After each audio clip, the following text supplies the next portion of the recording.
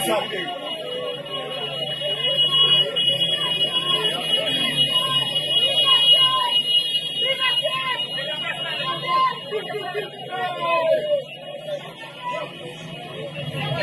Blanc, pour ça, on va dans l'image, on va regarder le monde.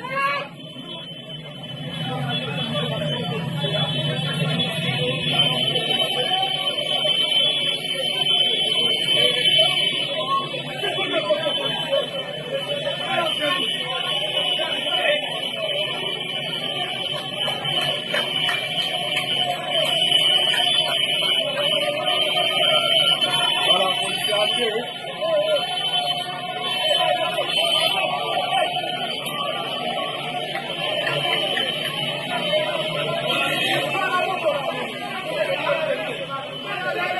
Voilà, policier arrivé.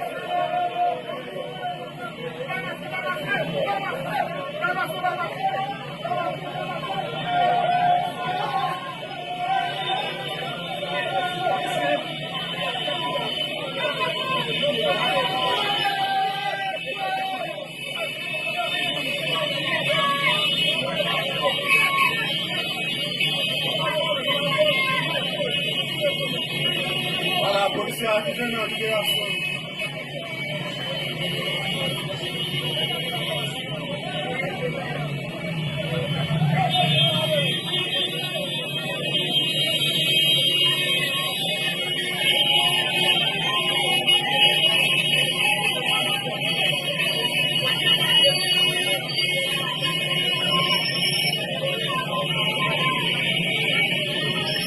Et voilà, le service social policier qui est là, voilà.